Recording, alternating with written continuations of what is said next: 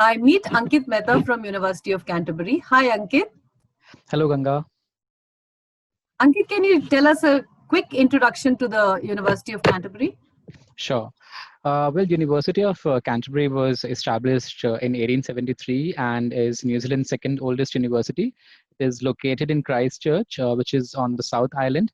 It is a government-funded institute and it has five different colleges, namely College of Arts, Business and Law, Science, Engineering, Education, Health, and Human Development. University of Canterbury mainly has two intakes, which are in the month of Feb and July. And university offers a diverse range of study options with over 120 qualifications in more than 150 different subject areas. Talking about the rankings, in 2011, UC became the first New Zealand university to receive the 5 stars rating by QS. UC is ranked in the top 250 in the world for engineering and technology, and in top 100 universities in the world for civil and structural engineering. Our UC Business School holds the gold standard triple crown of International Business School, having achieved accreditations from ICWIS, AACSB, and AMBA, something only 1% of business schools worldwide hold. As for accommodation, there are different options a student can look at, namely halls of residence, on-campus accommodation, homestay, private rental, and temporary accommodation. Given the pandemic, what are the support programs offered by the University of Canterbury to the international students, especially during the July-August intake? With the New Zealand border currently closed to non-New Zealand citizens and residents, University of Canterbury is offering a range of programs for international students, which will be delivered through our online to on-campus pathway plan. This pathway will enable the students to complete one semester of study online, and they can then come to UC to continue their studies when the New Zealand border reopens to international students. Altogether, there are 7 courses on offer. Our July intake has already started, and our next intake will commence from 31st of August 2020. The programs we are offering in the upcoming intake are Masters of Business Management, Masters of Business Information System, Masters of Financial Management, and Masters of Professional Accounting. Our pathway plan will benefit the students in many ways. Online study will allow them to stay at home for a little longer, which is comforting in these times of uncertainty. Plus, they will be able to save money on living expenses, and they'll be able to delay the travel until a safer time. And we do understand that students have the reservations around online learning, and hence the payment of tuition fees will not be due until 7 weeks after they have begun their study online. The aim here is to give them a sense of how online learning works for them. And if the students are not comfortable, they can easily defer the intake. Lastly, our plan has been formulated by keeping in mind the existing immigration policies, and hence studying online will not impact the post-study work visa. Students will not require a visa when they start studying online. However, at a later stage, when they apply for a visa, and if there's an adverse visa outcome, we will fully the tuition fees. Can you brief us on the job scenario post the COVID-19 in New Zealand?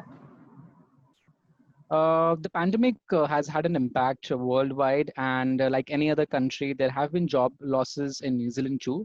It is anticipated that the unemployment rate can go up to 8%.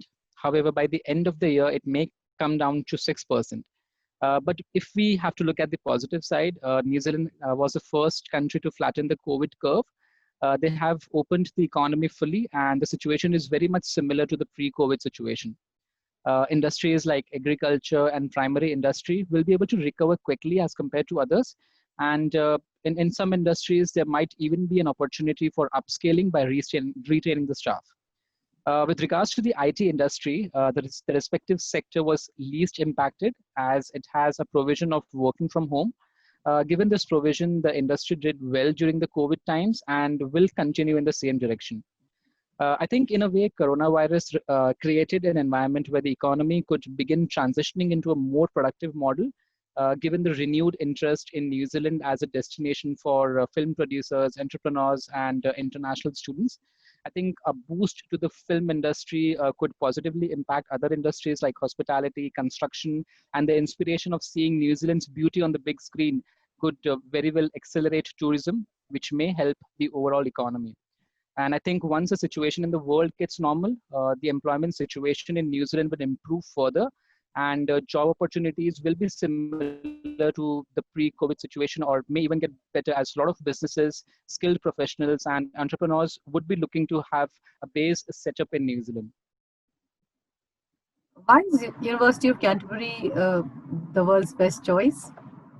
Uh, Well, we usually use this term UC graduate attributes. It's what we foresee for every UC graduate to possess. And we do this by nurturing a spirit of analysis, and we challenge our students to explore their chosen academic landscape by venturing into unfamiliar fields of knowledge and learning. It may take a bit of creative thinking at first, but with few examples, students learn how easy it is to integrate them into their subject with minimum extra effort.